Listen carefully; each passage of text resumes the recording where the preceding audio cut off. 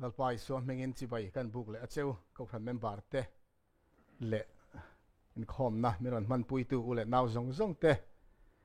choli thiang hlim lali so krista mengin thinlung le ti tak zetin chi bai ka buk chewani hei voin kan in khom sabah school hun te a hun taka kan tran thei le lova abikin azai roi tu te anon ding chuak tlai le kha poi ka ti khop maya chu wangin ka han ngen non le duan nu la rebeki tawal hosse te pusanga te han thei top han chua zom zel turin ko han ai oin kan som le duani hei biak in kan in khom thei lai po khan sabah school hun tan dik hi ka ngai poi mo em ani vea chu pathian thu atang le zol le zia ka tanga fuina kan mu te ania biagina po dar ko le achan ve alo rik chuan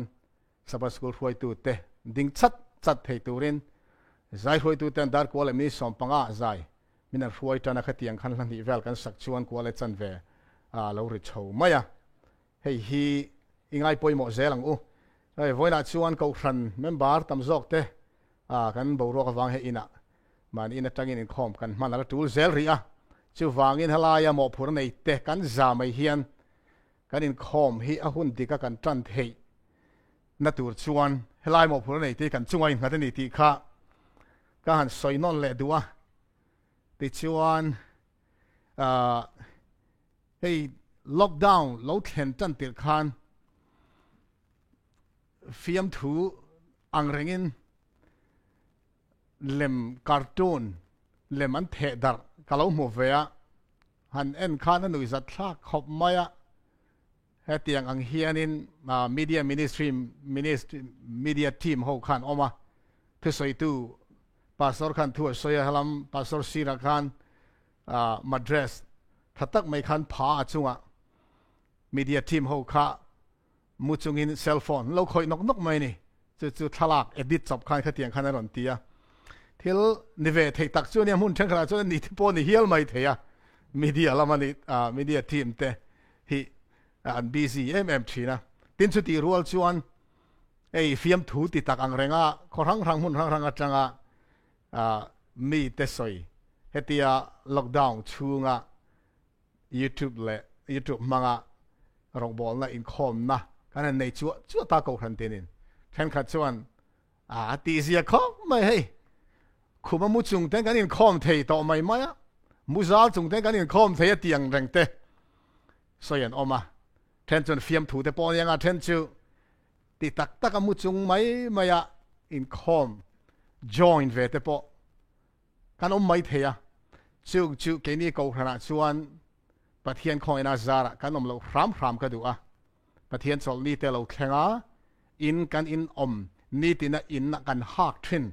kan in bel thin silfen pangai in bela manin chunga poni se chu tianga in khom chim mai lovin choli thom no te ha a kan theyang to ka uluka lo in buat sai turin kai som du a he te hun te re kum alo tling chho ta ni maya alim choa kha chuan biak in khom anga in cheite in buat sai te khan chol ni kan lo muak in khom kan tel tlang pui ka ringa ma se kum alo liam don chuan ngai nei te lo ola chung konga chuan in tha da ol lu tuka in tha da lo ram turin mai na le du sak ne member te kan in fui duwa lo in buat sai uluka piang ten mal som na kan dong don ani ti chuan hei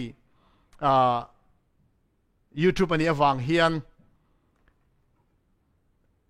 zoom angin kan in mu thei to chuang lova ron mu thei ve cheu poka cha ka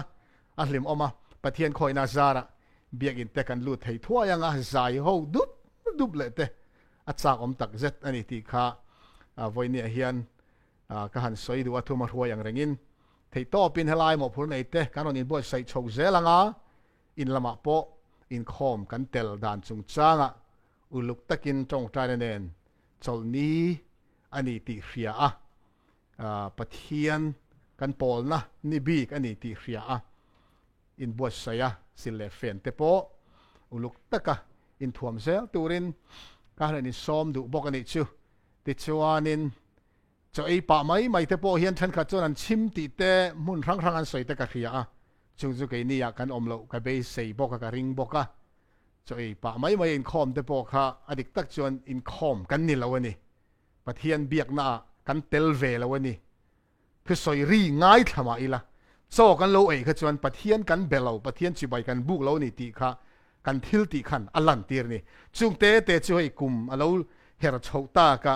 ahun alo rei ta lo tu wang kan in tha da palange ti hlawin kan ti ma in kan han soi lok le du ani chu limom hle mai hei ko thanin chiat na kan to ka ril rupang king lusun chung ko ina atheng reng maya ti thei dang kan nei lova pathian ko ta engkim kan hla na nga pathian rem ti na lovin kan chunga engma thleng thei lo ti hria in lalpa a kan tlulut zeldonia wena hian khor chung te lusun chung pikung boile afa le tu te zong in zain ko than ten kan laina chewa kan tor pui chewa ti chuan kan tong trai reng ani ti kha ko than ai o in kan soi non le du ani voina hian tong trai khom zana te kut tong trai kut ka do to ang khan pathian thu cha poimo tak mai krista mai na chuan min tir lu yani ti thu cha mangin pathian kan pol ho le do na ni nak tu hi February ni som le pali ni ya kan riat angin February ni som pali hi Valentine's Day Covelin aman ni ani thina chu ke ni po voina ngai hian chulam hoi do chan pathian thu cha te kan ngai thla thina voina hian mangai na thu cha pathian min mangai na Krista min mangai na kan ta nei hlan na zir ho le ila chu mi zara lali so Krista mangai na ina mintir lui dan engeni ti te kan zir ho bok don ani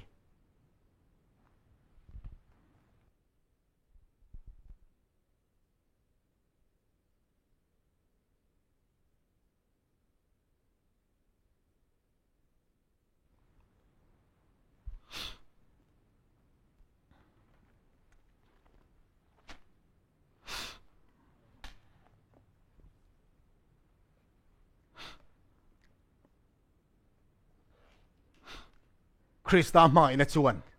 min tir lu yani thin lung trong trai na nei chungin katan min lo trong trai pui reng chung le ma ni mi mal theu ta na in hlan chunga he thu cha hi lo ngai thaturin lali so Krista megin ka som non le du chewani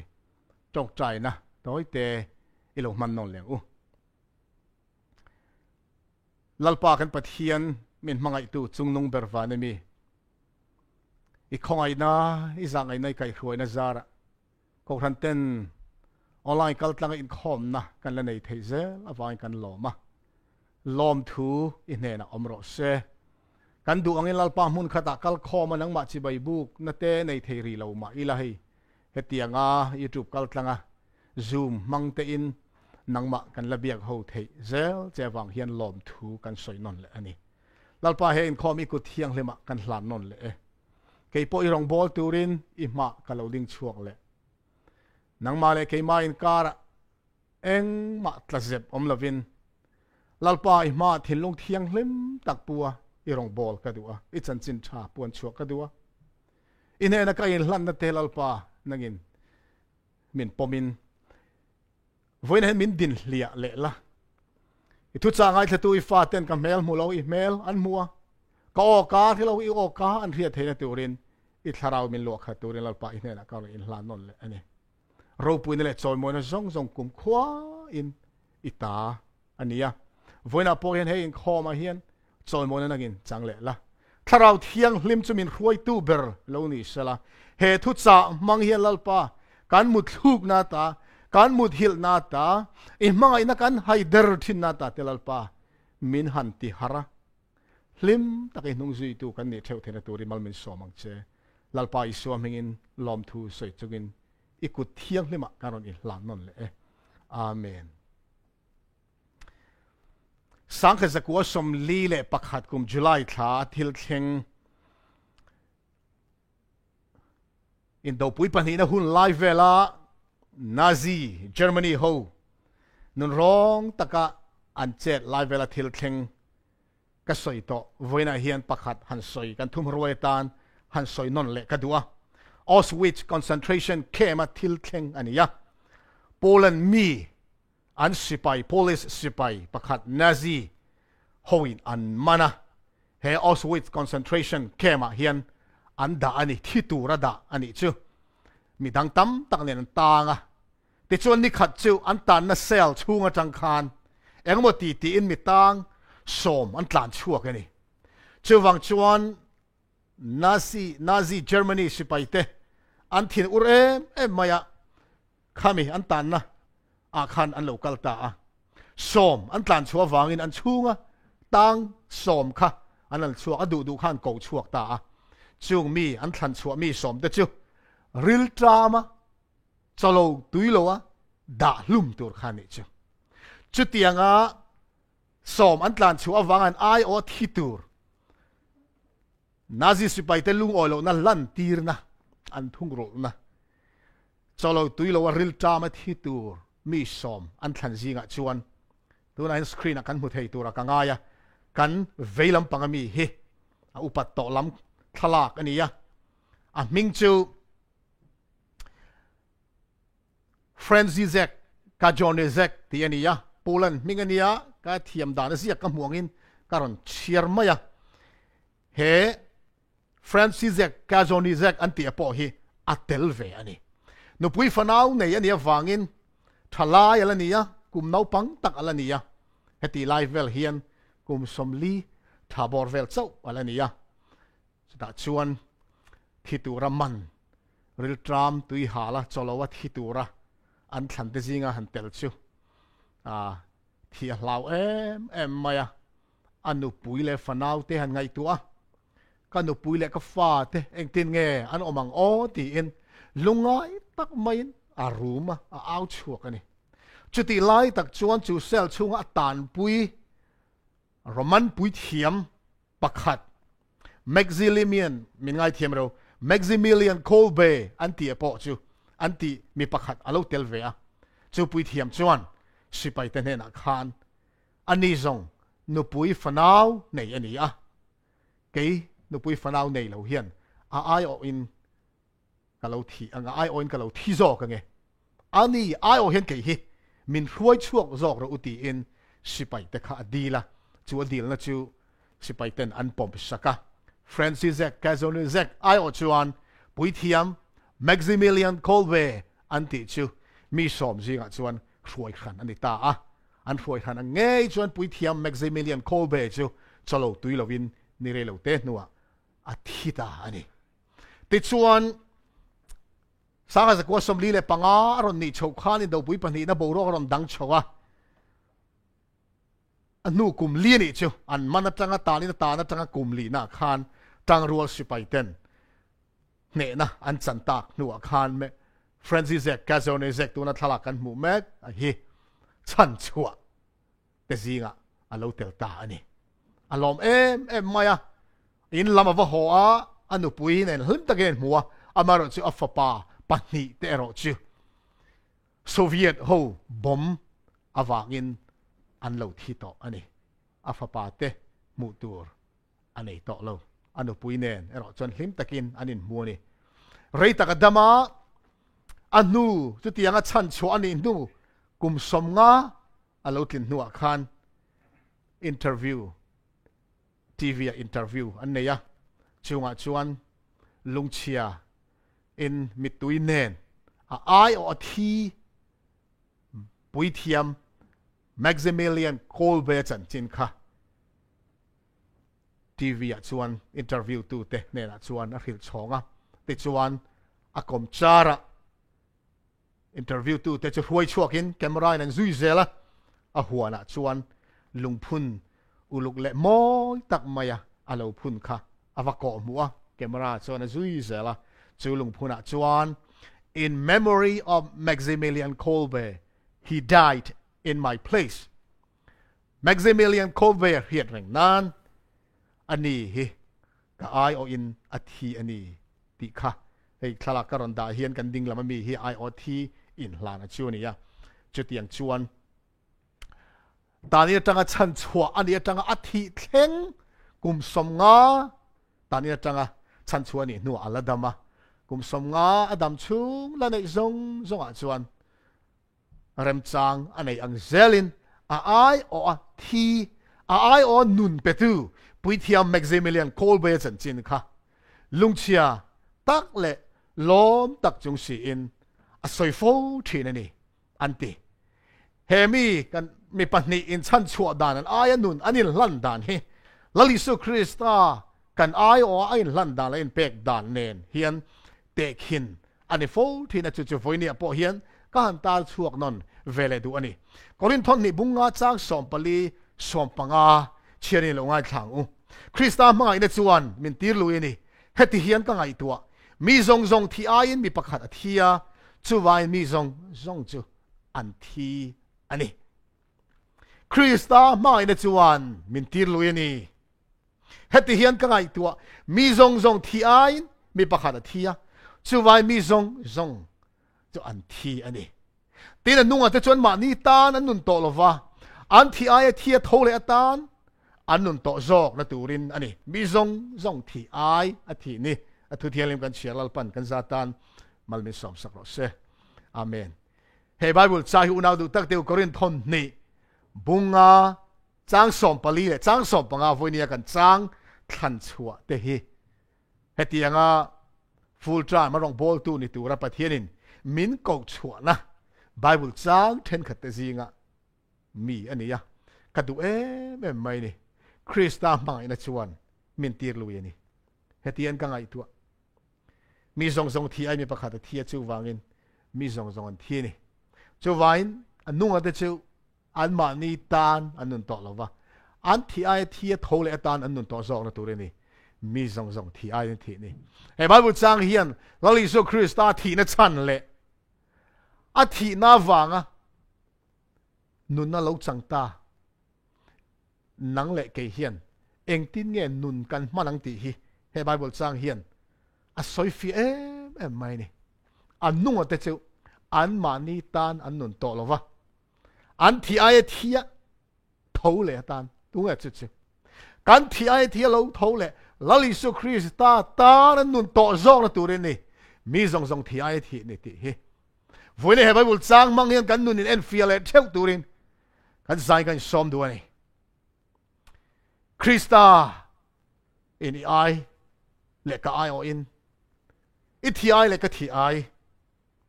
min thi saka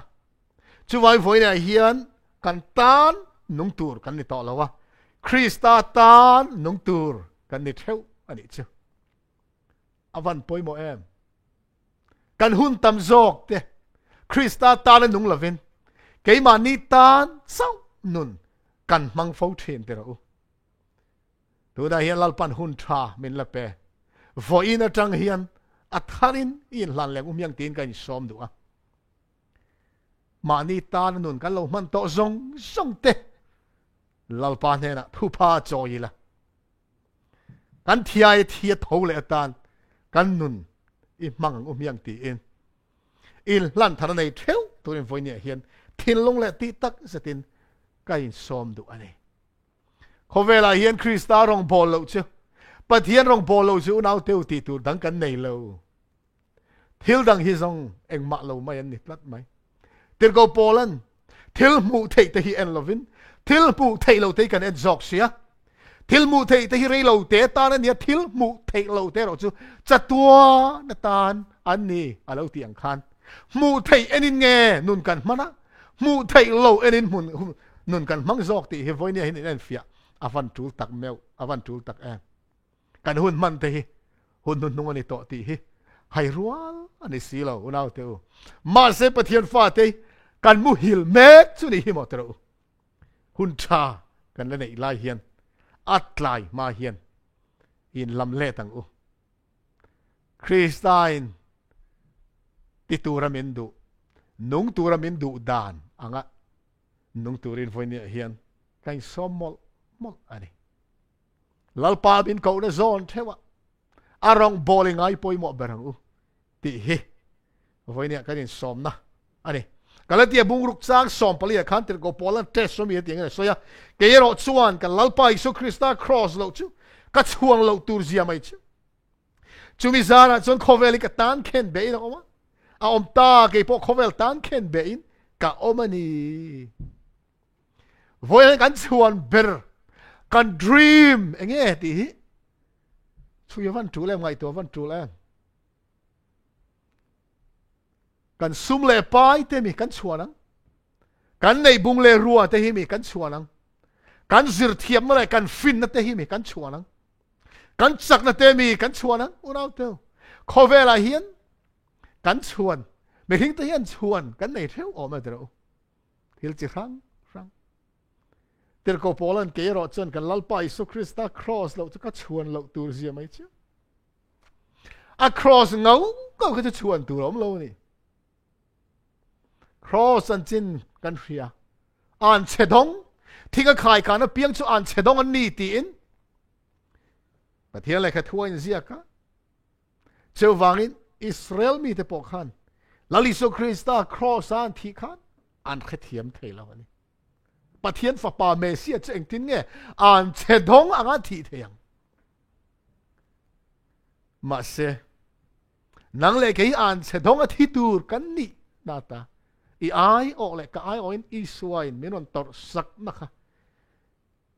zudami ten an mu thel na lai ta khani tir ko pol pon chu chu alo khethiam big lo atira kha chuan chawal Isu Krista ming kha a hoe moya Krista ming lama chan chin thil thin te pok ha nuai chimit vek atumani khovela lali Isu Krista ming bo turin anung zui te zong zong pok khovela bo fai vek turin thei to ba chua ta ni na akhum thine khatero ma se chu apu sit em cross a chuan ber lo ni ta ni chu eng wange chu cross a chuan alalpa a mualam chu cross a thi lali Isu Krista zara khan cha tuan nu na changani ti a mu thiam china chuan cross a chuan ber lo ni ta moi ti ber alo ni tatlat mai voi ha unau te u kan nu na engin nge mun chang lian ber kan chuan ber enge kan ngai tu na lu tam ber enge kan soi tam ber enge ti te hi chut nguna van tul em tir ko polang hian lalpa Isu Krista so cross lo chu eng ma ka chuang don lo ni e khovela hian iti thei ve themo miang iti themo miang korin khwale kha thon khat bung ni chang ni akha Isu Krista ama ngei khan ama ngei khen be om thu chau lo chu in zinga eng ma reng khiat ka tum lo kha heti hian bung khat chang som ni pathuma soi boka zuda de chuan chin chian ten phut thina Greek te chuan fin nan zong bok thina kero chuan Krista khen be thu ka khil thina ni he he Bible chang pani he yan teng u masa kan chirta ka khan in zinga Isu khen be a chan chin Isu Krista khen be om thu chan chin chau lo chu in he na ta khiat ka tum lo ni chu ti rual chuan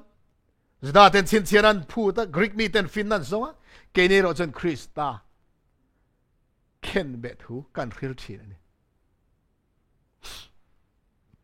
tir ko pola khan lali Isu Krista chan chin chau lo chu eng ma khiat ka tum lo wati crossan khen be Krista chan chin chau lo chu eng ma khiat ka tum lo chu crossan khen be Krista chan chin chau lo chu ka khil lo Krista khen be thu kan khil then zda ten chin chianan zong then Greek mi ten fin nan zong then chung chu ka ta na poi mo lo Krista khen be chan chin ni ka khil then ne te unau te u hey aban poi mo em enge kan khiat du ber eng chan chin nge khiat kan du then eng chan chin nge kan soi tam ber ti te hi polan nu na tang hian in en fia avan tul ve o kan thin lung lu tam ber Krista ni sala kan soi tam ber Krista chan chin ni sala avan limom don em kan za mai hian tero Isuan kan na thil ati makte lim na le lom na min pek te hi hanin khil ton thinela avan lim am don pathian alo ro puyanga kan nu na lo lim kan rin te ti chakin om don ni zona bung thum cha som paru ka khan pathian in khovela mangai em chuni chon fa pa bal nei chun a pe a ama cha tu po aringa piang an bora lo cha tuan nun na an nei zo nan ti in cha tuan na kan bora lo na turin cha tuan na kan nun na turin pathian in min mangai ma wangin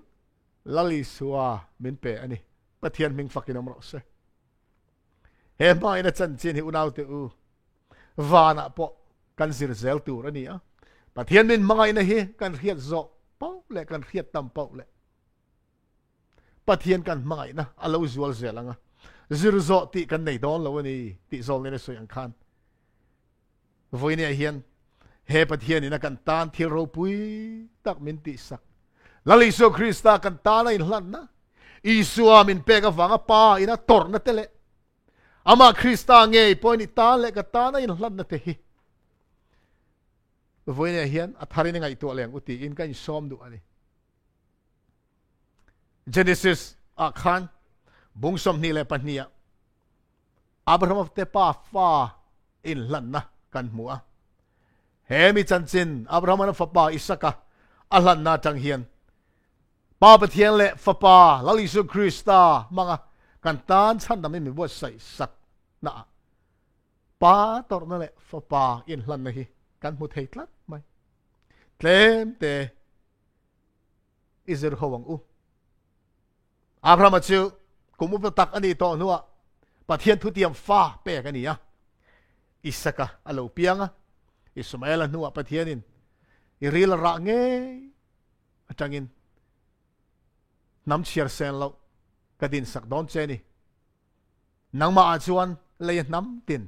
an thoveng ang ti in khovel chan dam tu mesia lo pian chuana tur kha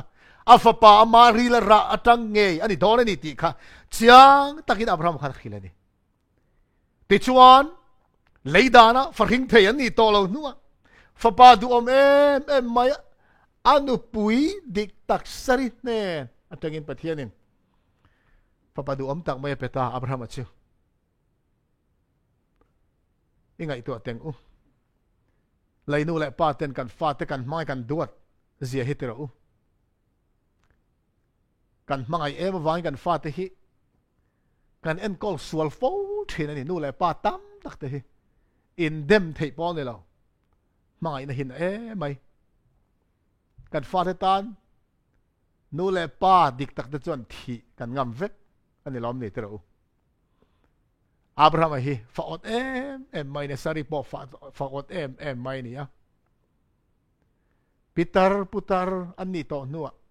fa padu om em mai pathian ni han pe an mangai dan tur zia hi kan ril suang tu ana hian a phalawang tero chuan mangai en fa pa chu pathian Abraham ne na a deal tatlat mai ni kha ifa nei chun I mangai tak Isaka nge kha huaila moria rama chuan kalla chu da chuan ka khil tur chetlang pakhata chuan halral thil lana hlan ro ti kha fian rap thak ta mai Abrahaman a dong tatlat mai ni kha unaw te u Abraham fian don ang hi kan dong veng tiawan hlap om em ka ti then pathian o ani ang em ti kha mel ma setanan alo khem boy ve boka pathian chona thu pe ka toli that tur ni lo tin thu pe ka pe a chu ti lai ifa pa nge nang ma kut nge ya ti hluma hlan tura o I khiat hi pathian o ani thailo ti in setanan alo khem ve ni tha tu bul te la zol nei te khan kan hua ma se pathian ring em mai ni vai Abraham chuan chu khem na chu arilu ngai tu na tangin an nol bowa pathian tir ang chuan a fa pa chu hlan turin a in bo sai ta ni pathian la ka thuin min khilangin pathian o a khiata atuk zing a khan kal chuak mai ni Abraham hi avan ro pu em van en ton tlak khami zan kha fa pa a hlan tur zan an kal chu atu kal chu mai tur an ni zana khan mangai tak afapa mangai em tu Abraham chu zana mu thei lo ni anu sari ro chon eng ma hiat lo wangin tui takin amu hil nge yang le Abraham ro chu zana mu thei lo tha tu bul te le zol le te a zia kan mu angin pon avakal chuaka sodom le gomora ti cherani do na ane na thuron thlen tu vantir ko ronin lar na huna khan Abraham chu vakal ta afapa lan tu ro o a riat kha pathian o ni lo I lan tu ro ni lo ti in van palai te ne nga thu cha don be sein kha huna te khan avakala avatong try ne te ma se eng ma pathian ne takin thu cha don nei to lo a re vung ma a thil lung chunga ifapa nei chun I mangai I saka chu ruai la lan ro ti kha a ri ut mai ne te ni amu thei reng lo apuan in lama Abraham chu vakir ta rol thar poi soi lo tui em alo mu hil thar mai afapa I saka chu a thir ngoi mai ne te anu sari bula vakal lea sari chu hilangem chu tianga fapa lan tura pathian o heta tlat mai chu anu puya hilangem aril ruwa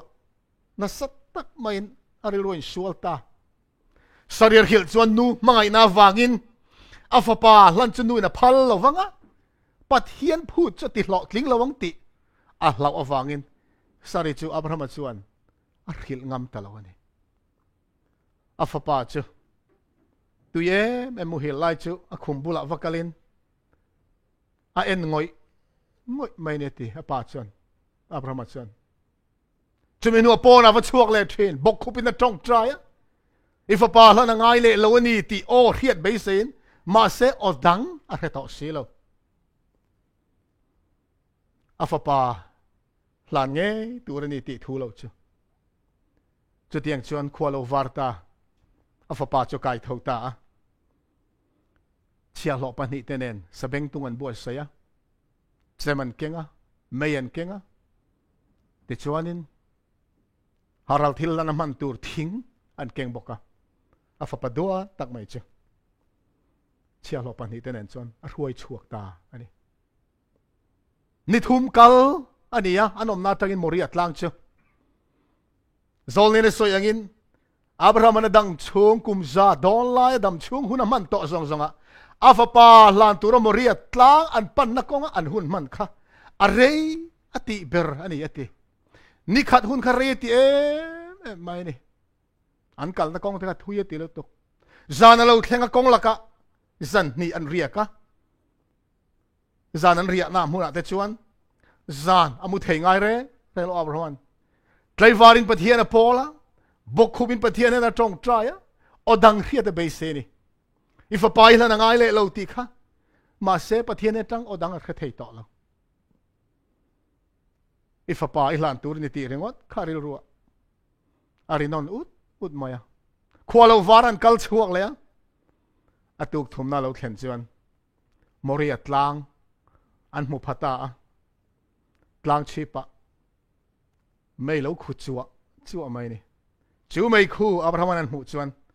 a o riat kha pathian o ni ti chia takin a kheta ni ril hel na nei to lo atira kha chuan satana o ani palangem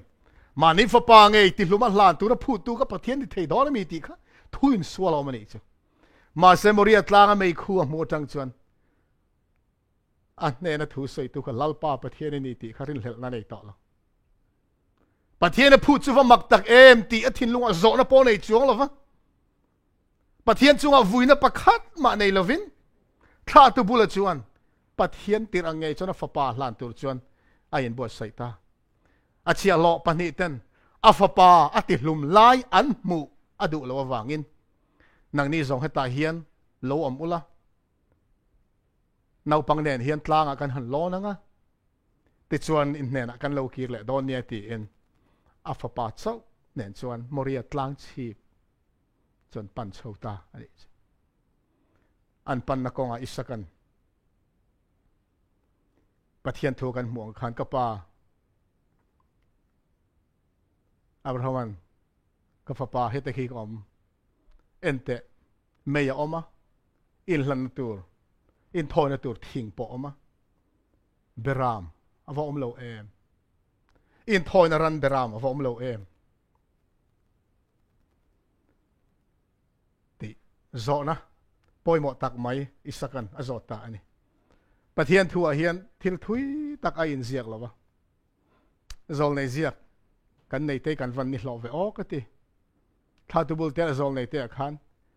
จูโซนักป้าอินทอยนรันอวอมโลเอมติอิสกันโซนะจูจวนอับราฮัมทินลุงนักตักินชูนะอักขิลงามสีเหลาโอ้กับป้าอัติงง่อยมามาเซลัลปันอาหุนะมินไงตัวสักไม่ยังตีนะฟ้าป่าจูอัจฉางนี่อิสักฮิตโอยตัวระซิรตีร์ไซเลนอันนี้วางอินอาปายน่าสวยจุนี่ปนริงเมียไม่เนี่ยตีอันป่าไฟอินตลางอันปันเช่าเจละอินทอยนตัวมุนลัลปันนาติจูอันเข่งตาจุดาจนอินทอยนตัวไม่จามจูอับราฮัมหันบัวใส่ตาจุดาจนสตรีลเราอัฐิต่อแล้ววันนี้มวยคูร์ล็อกจงอินเทียนลุงเกะเวกจงอินอับราฮัมจวนอินทอยนรันตูจูอัฟปาอันนี้ถูกค่ะอักขิลตานี่ไล่ถูกก็เชียร์เฮียนก็ทิ้งลงมินคอยแม่ทีนะอับราฮัมนะอัฟปามัลในชุนอิสกะอันตั้งไออามารีละรังไงอาหารติลุมตูร์อาหารสัตดานตูร์เสียเหตุก็ไงตัวทีนะจุดที่รู้ว่าจวนอิสกะอินเปกนะพอฮิวเนี่ยเฮียนไงตัวเราเทอันนี้เราวะกันสวยตัวอังคันอับราฮัมป้าเตป้าฟ้าอินหลันน่ะเฮียนป้าประเทียนแหละฟ้าป้าลลิสุคริสตาอินเปกนั่นแหละตอร์นะฮิฟิมินกันหัวเทนี่โซลเนี่ยสวยอย่างอินนิทุมจันทุมอับราฮัมเฮียนจอไอ้ตัวเราอาจารย์มาตาร์ปุยนี่ตัวอินนิทุมสูงเกยนันกัลขานี่อาจารย์เล่ตัวอิสกะฮิตเลยร้อนเลยตัวนี้อดูนี่เซอาป้าเฮียนจุงกูจะทักเทเราติดต่อไหมอาป้าตาร์จ้าตัวจักนัทรุยปอในตัวเราจ้านี่เลยร้อนทัดจักไล่จุเอ็งทิ้งเงี้ยอาป้าเนี่ยตีลุ่มเทียงเอ็งทิ้งกูจะพูดสักเทียงถ้าตัวบุลเตอร์โซลในเตะขันอาป้าเนี่ยนะจวนจูทูอาป้าเนี่ยจังหันเรียจูรับทักตีมาเสอาป้าทัวเหนียวงำสีเลยวะอินทอยนะตานตีลุ่มอันนี้จวนประเทียนจอยมวยนะดงดอนนี่ตีอิสกปอนอิสกจวนริงินอินทอยนะฮลานตานอินเปตตบมายาอาป้าผัวตานอากุตอาเปียไม่จามจงจวนอามาเลยอามาอาว่าอินสัลตานี่ตีอาฟันรู้ปุยตรู้อิสกอินเปกนะฮีอามาดูทูไงอินอาป้าทูอยตะกินอินหลานนี่เฮียลลิสุคริสตากันตานะอินเปกนะเสียงตะกินหมูตีระเกสมานีหัวนะเรมินทีเรตะกินฉันนำตัวตรงใจอะกันเฟียดอังอินคุณกัลตารีเราเตะก็สวยอย่างขันอีสวยนะทีเรนะฉันตูนมันก็เทียมไงแล้ววะอีสวยนะปัลตังตัวทีนะคะทีขันอันนี้เราวินจัดตัวทีนะอันนี้ป้านี่นะจัดตัวนะอินเทนเลนตัวดินมุนะอีสวยดิ่งอันนี้จูวังจวนป้าประเทียนเนี่ยนะจัดตัวนะอินเทนเลนจูไม่กับป้าอธิราจวนเฮโนเฮียนมินเปลเทลลุลโลโมตีอินไวทุมตรงใจทันแต่จุดที่เส้นอันนี้เราชัวร์กันมาเสตอบขาตรงใจตอบขานะคริสต์ตรงกำมันค่ะอิสักอินเปกดานเนียนเฮียนอาว่านี่นังตัก mà sẽ có pa cái thu này là vin ít thu này rồi ni zo rồi sẽ tiền pa nên sẽ tua nó intelligent tour po lâu này sẽ nắng lệ cái in sẽ tua nun căn chân thấy là tour anh đi đón xuân là lý số Christian thì alo thằng anh Isu fucking ông đó sẽ he mà ini hi ni voi ni kan thin longa lo thak le se ka duwa pathian ma ina te pathian rong bol na te anung zui na te hi ama kan ma ina wa ngani lo chuan eng ti na ma ni lo eng kim hi kan chang in nga na kan chirang khan anu te chuan ma ni tan an nun to lo wa an thi ai thi tho le tan an nun to zo ra turin ni mi zong zong thi ai thi ni i ai o le ka ai o la li su Krista a thi chu wang chuan a ai o nung ve zok tur ka ni ti in a ma in a riat thiam na tang chawan he na in hlan ni hi pathian na pom thei chu ni ya chu chau chu in hlan na di ka ni ro pui takin la li su Krista kai tho alo ni le ta chu mi zara chuan nang le ke hian thi na lau tur kan ni ta lo ring tu then khat te chuan thana tangin i suan muak do na then chun nung damin an muak do na eng zinga nge kan tel don kan hello ma se kan tan hian i suwa anung rengani abraham fa pa plan tu ra chem han lek chi chuan akut chu che thei to lovin pathian in ron ti khong sak ta ti all out chuak ta Abraham nau pang chuak khan eng ma te su if pa nei chun po ka ta ni uilo ti ka ria ta wangin men mangai ti ka ta ti in pathian Abraham chu afapa ati lum tu ta churan khap aron dang beta chu ti lai tak maya Abraham lom dan tur zia te Isaac lom dan tur zia te unau tu ingai tu teng u phuar na thui te chu pa in lom takin a phel ta anin pom vong mai ni ti zong le chuan chu velan bul nai loka thing no ka lo tang beram pa an muta chu Isaka ai ohlan lo le ta ni he beram pa hi lali su Krista en tir tu ani ti in pathian thu kan mu lali su Krista itan le katan ai hla na thi na ne lo tho le wa na alo na pa ne in hlan khan pa le fa pa chu lom takin in mu van an hlim dan tur zia te kha hei hian min ngai tu ti re ni Hebrai bung som pakhat sang som pasari tang som pakwa kan chiar chuan hetiang hian zia kan ne ya rin nain Abraham chu fia om khan Isaka chu hlana Isaka a hian I tha te chui an ni ang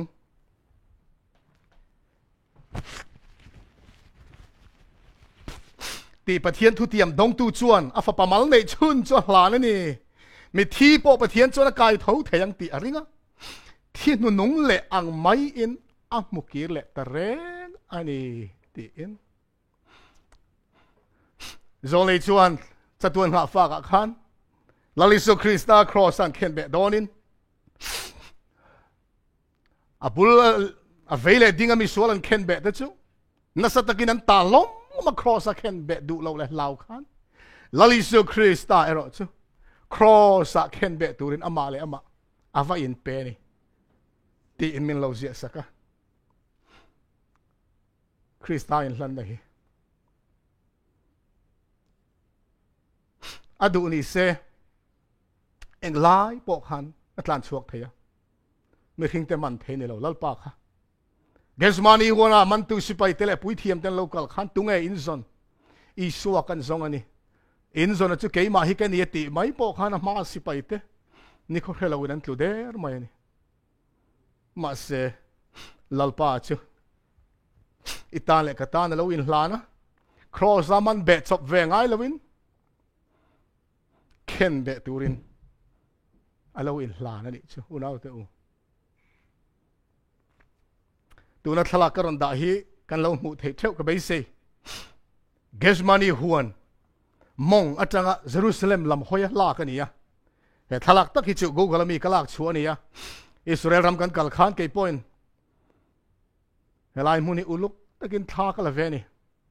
tuna kan thirang chia hian lalpa Isu Krista po khan alo thir ve ni Gethsemane huana itan le ka tan nul hlan tura pa ma ain pum pek zo to nu khan mi hing ta ku ta in peta man alo ni ta supaitan ro takin an huai khat dota Gethsemane huan le Jerusalem khopui in kara hian Gethsemane huan chu kan hian olive tlang om khania tuna thalak an noilam depa mun om hi olive tlang mun zolkin khania ti chuan Jerusalem khopui lon chho do na zolkin a bok khen kidron lui luanga he kidron lui hi Isu Krista chu an kan puita Jerusalem kho chunga khen be turatan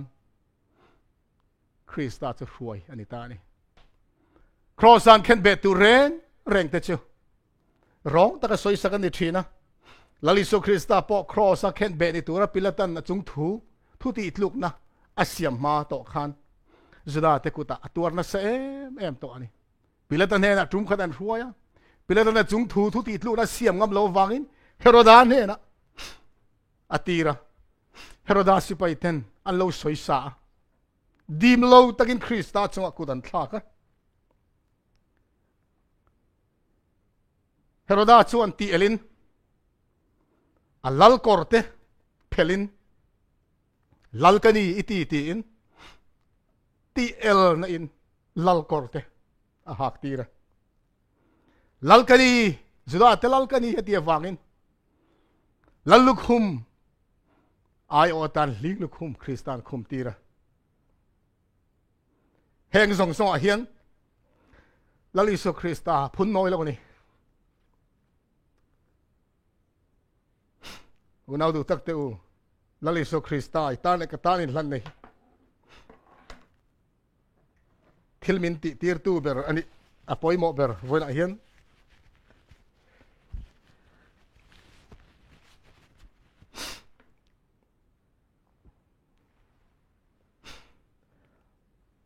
Pathian mai na hi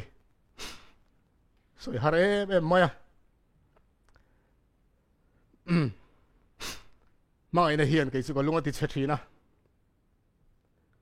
min mai tu kan me hing pui te singa po min mai tu te min mai na van thil ti ka mu hian ka lunga chhathina ni Pathian min mai na le phei chu unau te u trả lo avan har em min ngai thiam lo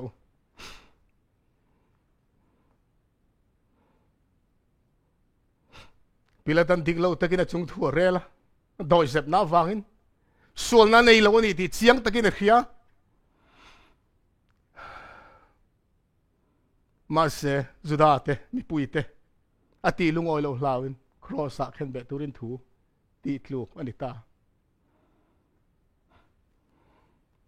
crossan khen be tu reng te chuan manian khen be tu cross an putira mol pho theng berin kot lai an fanga an aw khuma chilan chak khuma an vosui thine sipaiten chutiang choni suwa po crossa khen be tur ani ve wangin cross putira ta ma se misual dangan khem ang lelowin lalpa Isu Krista chu zanri an nung ber zir ti te na an kil nuwa eng ma ai to lo diglo takin achung thu po Sanhedrin ma chun enga po relawin zan thima an rela zan mulowin lalpan siamani suda tenen soisa chilan chakhum amidan hu saka an beng soka tungai beng chamin khiro ti in ti alin an tong khuma zolne chon chatun ha fa ka khan lalisu Krista ma chil chak tu kha kham zinga pung khom zi mi khing zinga te po khan mi noi nung berte zinga mi ne te ti el takin ti el na nen musit takin lalisu Krista an soi sa chilan chak khum ani chu ma se Krista chu phun noi lo ni itang le ka tan atuara cross a putran tanama se atak sa in atlin zo talo aput hei to lo ni ti sipaiten an mu nuwa kurini khuami simona an man betta chu chuan lali su Krista cross ken be na tur mun luru mun an tia chuan aput thlen sakta ni Krista torna lemte lem ziak thiam ten an riru suang tu anin an ziak thina chung zinga chuan tuna karon da chhuwa milem hi ka en hian karil ru khoi em thina pathian fapa lele van le chunga thil om zong zong te siam tu chu chatuan nun ka nei thei nan nun na reng nei lowina ru zong zong zoi zo veka cross atang lang thalai kamu hianin ka thin long ke thina ni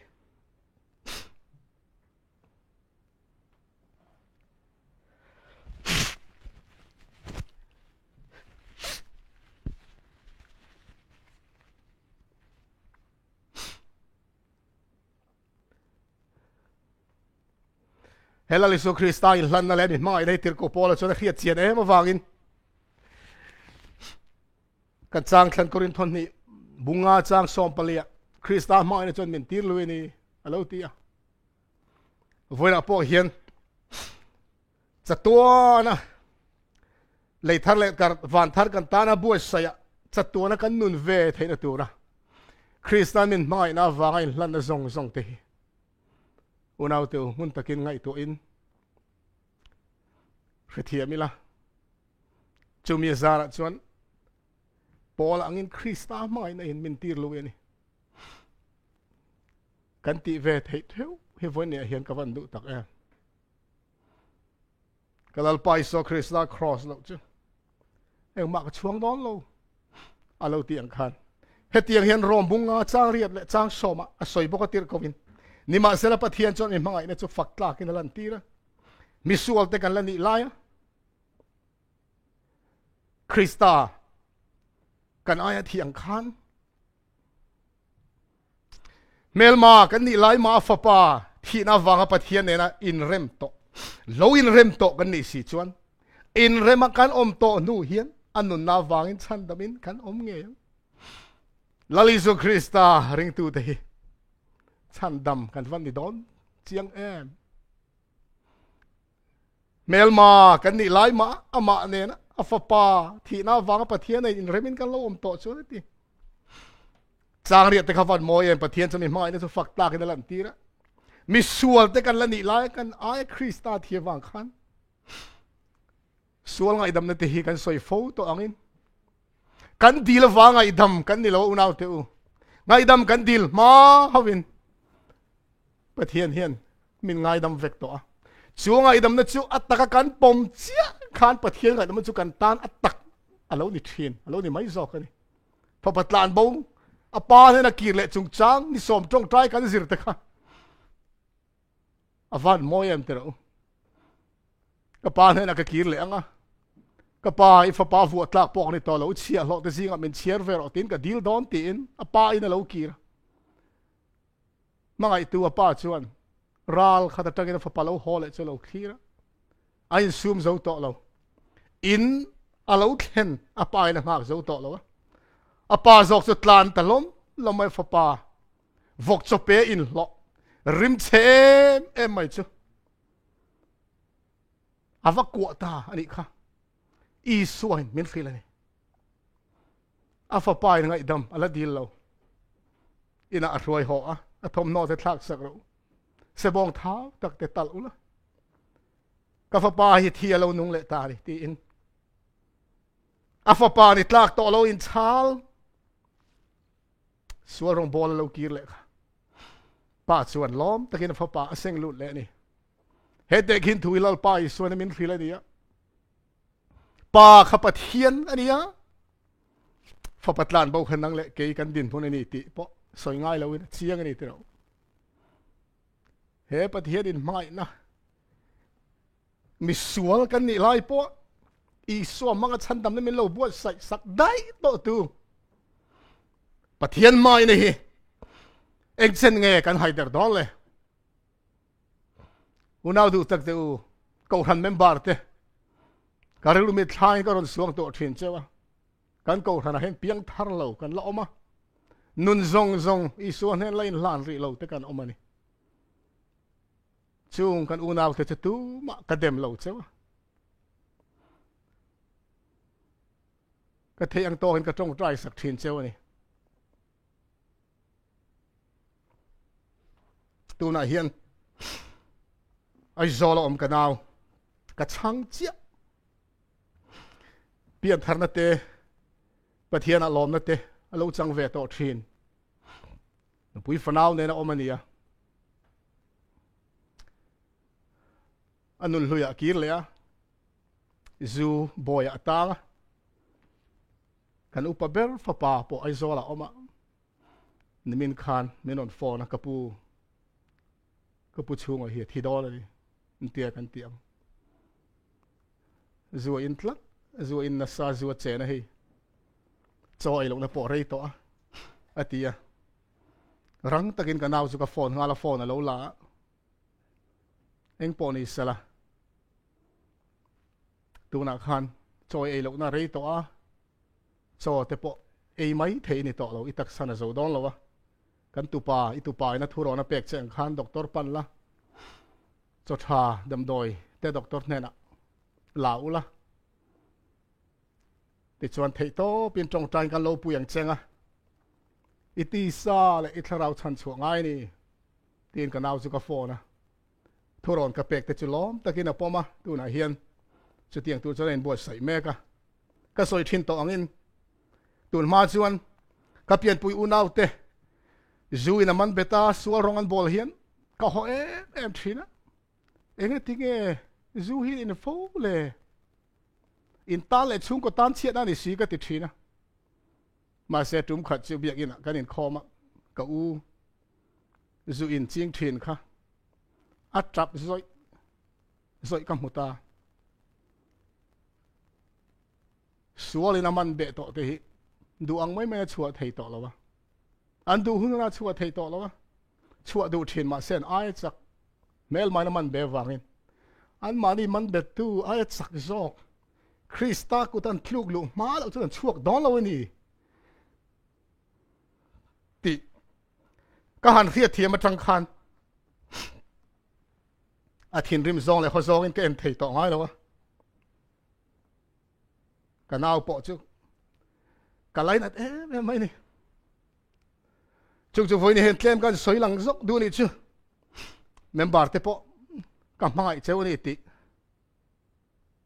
lali son mingin ka soi non le dua kho ve le hun top kan tong chho me ka pathian na chatua in then len tu le chatua han boral tu he rap thak mai ni chu wang chuan in kan za hian kan pian thar ve ka i suan he na kan in hlan ve ko han na kan tum le kan dil kan trong tai na kal me kan tu na hian pathian thil ti mak ko hana kan mu me ka ro pui takin har thar ne te po kan jinga alo thlenga ti ka pe sei tla tani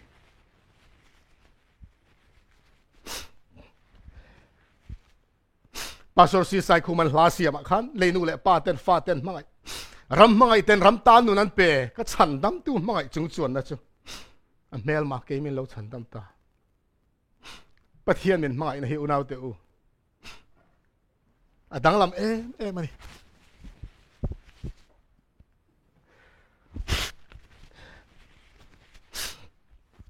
mi hing te chuan kan min mangai tu te mangai ve mai hi kan ti thei vek ani min mangai lo tu te mangai pathian atang lo chon om thei lo chu chu ke pon chiang takin ka pal tlanga in pal tlang ve thewin karing kan chian adu tu te khovela hian an om thina leidanin ma se chung chu mangai theina chu i suazara hian kan lo nei thei Pathian mai na ani chu Pathian mai na dang dai dang lam em na chu mel ma kan ni lai po min mangai tu ani na hi ni he mai na hian unau tu kan thin lung ati tuiral hi avan poi mo em chatuan nga fak phek som pakua na khan kan sual phur tur le kan aya thi tur chawa afa pa pe ni lo mi hing tu cheto ne na aron pe ani rem na thutlung ti danglam thei ngai lo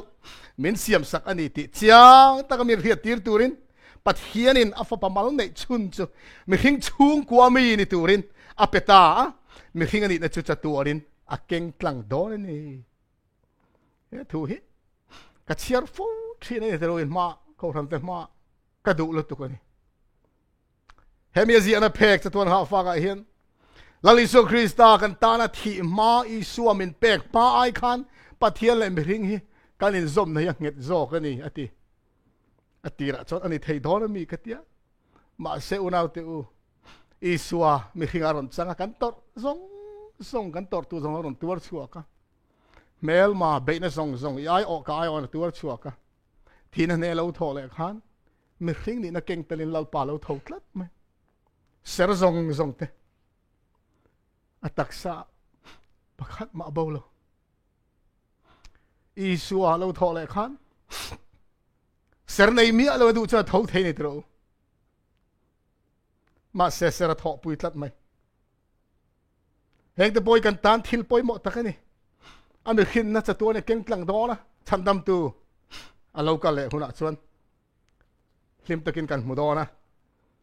van ram cha tuanin a mai na chan chin thak an zir zelanga ser kan mu piangin itale ka tala thini ti kha kan kha chuak zel don ani chu chuan pathian mai na min hip zel don rombung riat sang som thum panga khan Krista mai na ta chu tuin nge min thenang khre om na ine mo lungai na ine mo ti du da na ine mo tram ine mo saruak na ine mo hlau om na mo min thenagem ni khan dai na mo min thenagem ni zona siam na tir ko hian a nuai chang zom nga la then su chung zong a cho min mai tu wang ro pui tak ngam tu kan ni ti in tir ko pol chen tu na ron chan chu tak zong khe om na te lungai na te ti du na te tram te saruak te hlau om te khan dai te po in lali su Krista mai na ta chu min then thei don lo ni lo ti ni chu ko na du tak voi na lali su Krista mai na ta in nge te then thin cha Krista mai na tai thilang ma mai min ten fo thin te ro a then chu khovel mom sik bol te sum le pai te ro pui na te ming than na te chi rang ani yang ma se tir ko pol chuan eng ma in Krista mai na ta chu min ten don lo ti voi na hen nang le ke po kan nun lali su Krista ne tharin in hlan le turin ka som chewa lali su Krista mai na ta hi eng ma in min ten don lo ni kan ti ve don lo me heti min mangai tu hi mai ne ni chang le ta umyang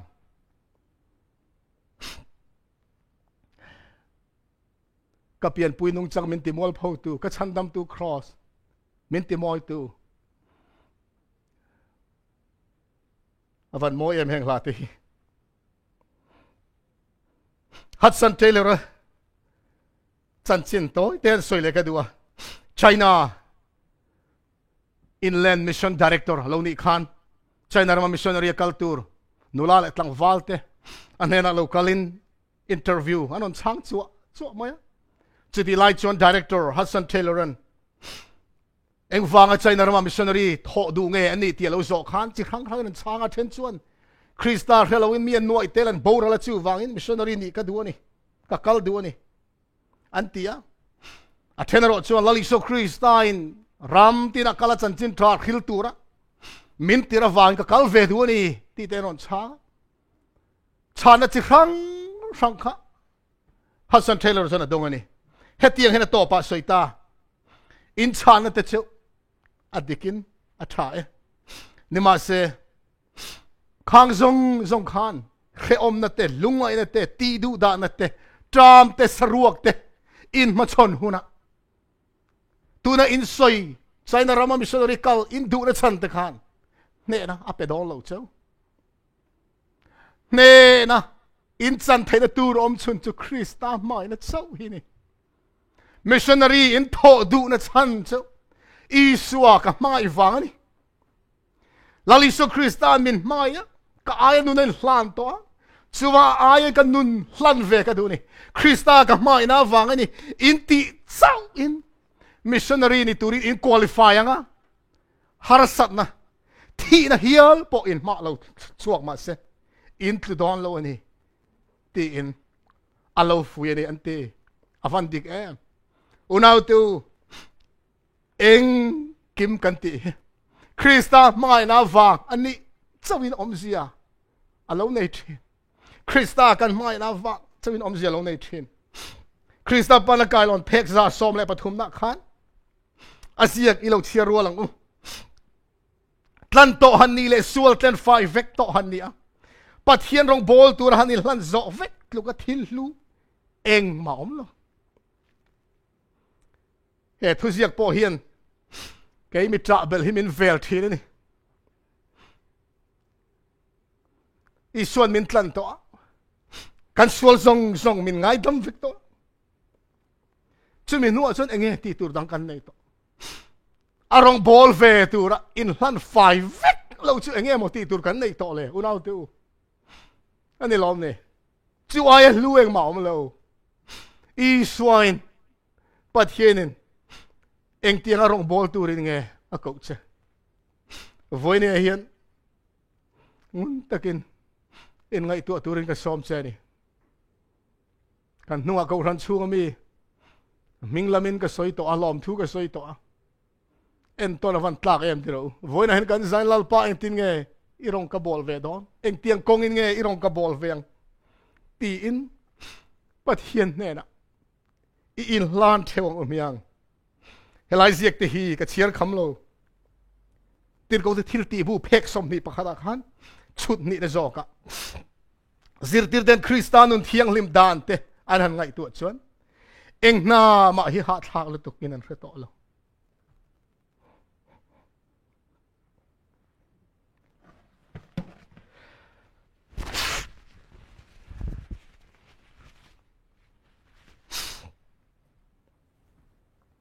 engin hlan ma hi aro pui lutuk lova Krista nung chang moi le chu annu na lo om ve se ti hi antiber mai ni an du ber lo le to ni hei kei po ka du ber ani ve won a hian tharau thiang lima khat pathian rong bol hi ka chak ber le ka du ber ani unau tu chu kan chak ber ni theu ro se hetiang hena ziak zoma o kum thum kalta kha lo kir le theisala anti dan tur chu awahan danglam to don em ti in anin ngai tu thien zir tir ta kha I so wana lon nu kha ho tu pa chu an mule theisala ama an mangai zia mu tir an chak em mai ni ma khan I so ril ro lo tin a thina kum thum tha no an zui lai khan Krista mai nan Krista thin lo liam thine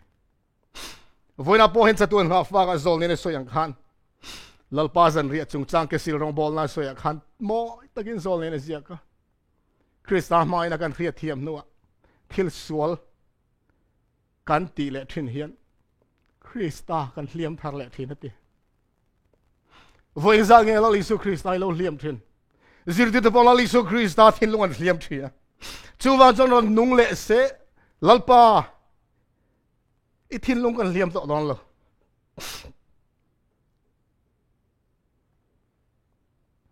kan mai je ni ti kha khilan chak em mai ni chu ma se thei to lo I suwa kha mai chana an be thei to lo ni chu wa chon ti hen thu ti tlu nan siam ta ti amoi le tuk thu le thil tia an ril lo na an lo ti lang ta te kha anin chir ngoi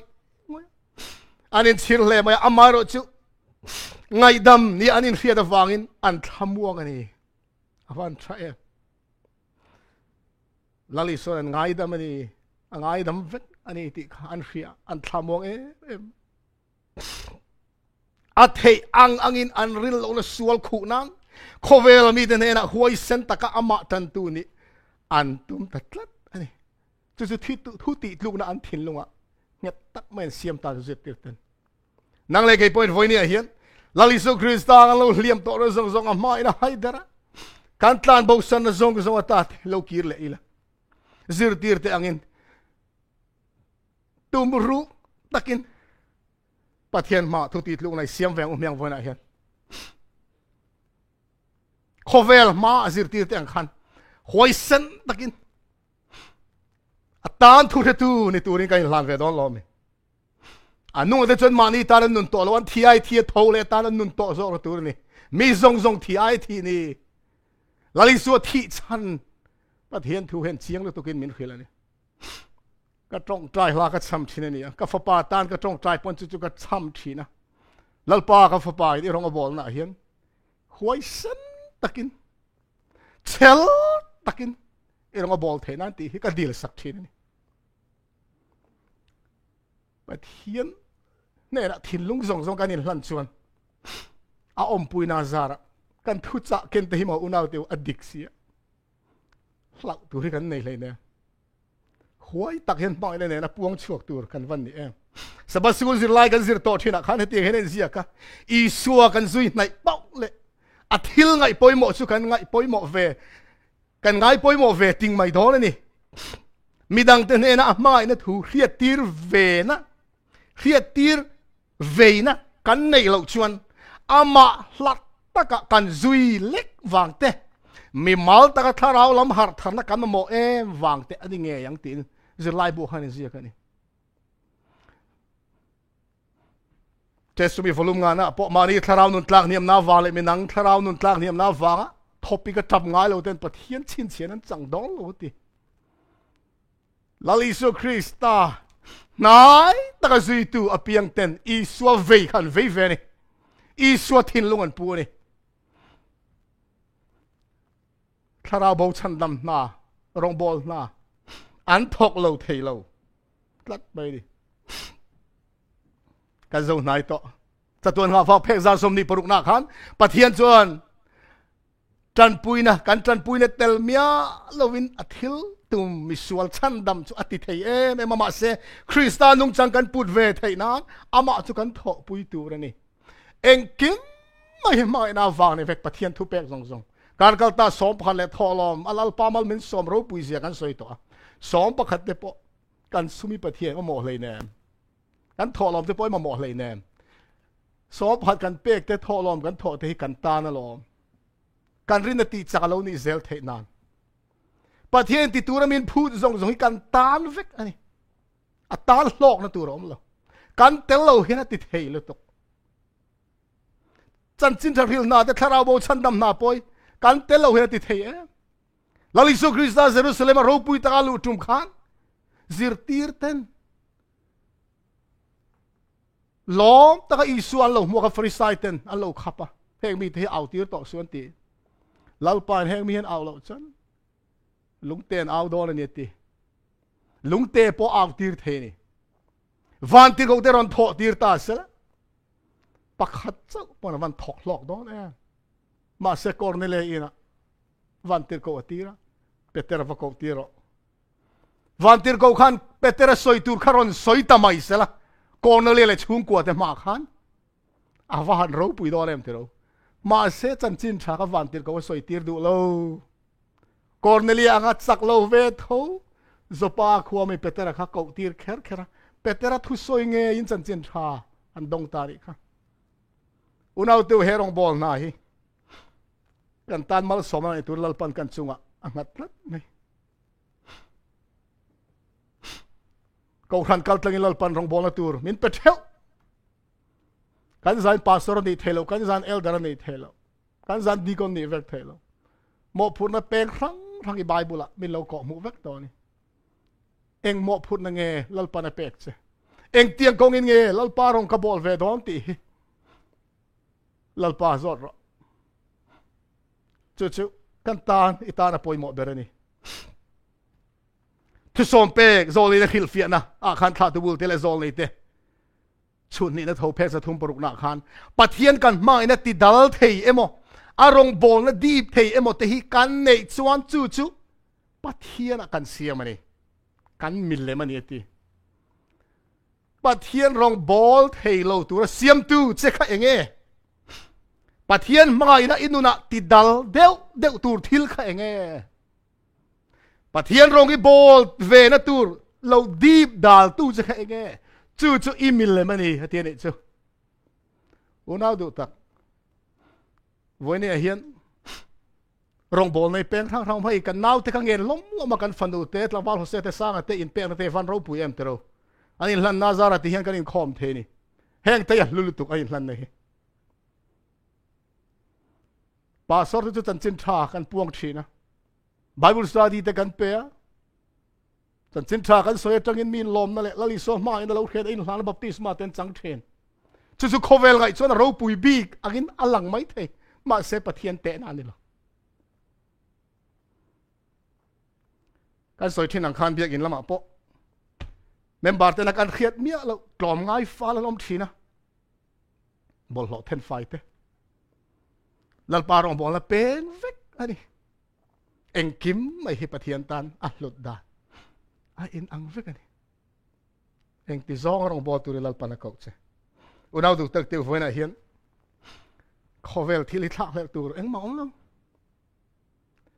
pathian rong min kan bol na tur min deep thil re na chu i no lang lo pathian min mai na kan khiat na te pathian kan mai let ve na tur ti dal deu tu thila piang po kan nol ngam tur ni chu ti ni lo chuan kan mi lem biak chuan kan thil longa bu khwar chuk thuk tok to langa kan boral thei do ni mà thai bung ruk chang som ni pali lalpa Isu Christa ne tinge soi kha tu man ho tu pani rong an bol kop thelo pakhat huain pakhat an duang ani lo le pakhat tanin pakhat an musitang pathian le sum rong in bol kop thelo hela hen sumaron soya sum chau ni lo pathian le thil dang eng ma heti kop the ni lo pathian chu number 1 unau te kan nu na kan da ngai man poimo em zoli sai bung som ruk chang so pani khan i rong bol du lo nam le ram chu a boral don ani ati pathian rong bol lo re hian boral vek don te tlat mai pathian thuin chu ti ni chuan rong kan bol wanga chan dam kan ni ti na mi niang ti kha zo na lo mai thei ani lo kan ti wanga chan dam kan ni thei na kong pakhat ma bible in min khil lo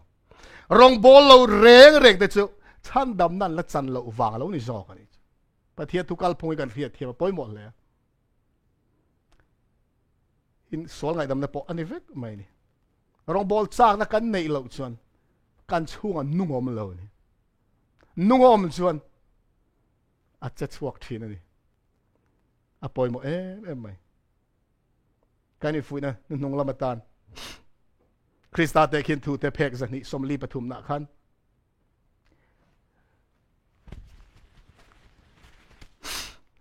Krista nun tom pui tu ni tu ra ser khan to te chu an mi hing pui te chan dam an nei thei na na thok tu ra ruat nge an ni vek Christian tharau avei ang bokin an ve ang a han chiang Krista na tho na hian mun thu mun a tho vek thei ani lo ma se mitin tan tho tur mun le tho tur a om vek ani van poi mo em te ro hey kan kau than tong trai nan du ho te in lan lal pan a changa tong trai khom zana po testimony ro pui ta kan ngai thla khat te ro van lo om pi zo moni testimony kan ngai thla lom na vai kan mi tu etla ni pi zo moni lal pan mal som zel sela pathian ma hen poi mo ber chu kan tin lo na in khiat hi ni ka chak lo ka tling lo tir ko polan an zinga mi sual ber kan hi alo ti ang khan kan sual na kan in mu hi poi mo hey ming lam hi om thina mi ngai thiam ula pu da ma te nu pa ina YouTube pa khoi na mak tak chuti bu le har thar na dik le khabu chiarin audio in YouTube an upload thina hey te hi rong bol na poi mo lu tu ni tlat mai ti thei dang kan nei lo an tia ti thei po awang ni he khile gi na min chim boi lai hian te ro mà sẽ anh chân phát comment cái bẹc tổ ông khan ngay thà piang in kan lo lọc piang kan ngay tu man kan ngay thà lo ni pon anh ni chung qua chân anh lọc pui đòn anh lọc pui ngày đó này chưa vàng cho nên anh ấy tì thấy cái này về lão ba câu thằng lão thằng lên thấy nó tiêu rin Krista mai nó lâu tên nó lâu hiệt về thấy nan câu thằng cắt lăng lão ba anh tin nghe rong cái ball về anh tì bắt hiện này là căn gió căn in lan bôi mò này chú tiếng căn in lan phốt chân căn tì từ lão pan men ron pe zel đó mặc lật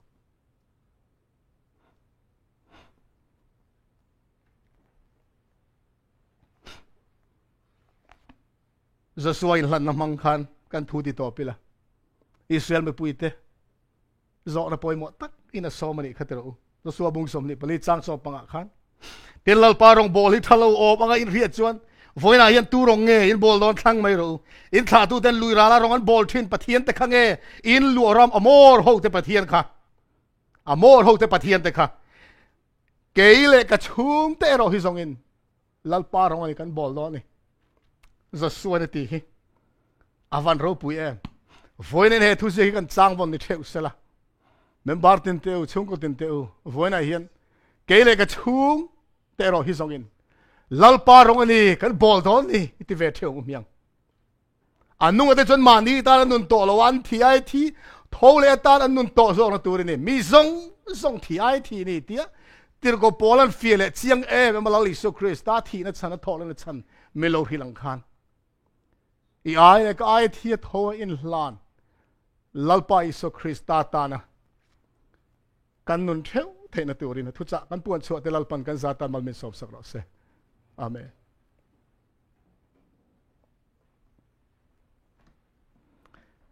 misual boral mai kalau ni ma selal pan min mangai chandam na kim min siam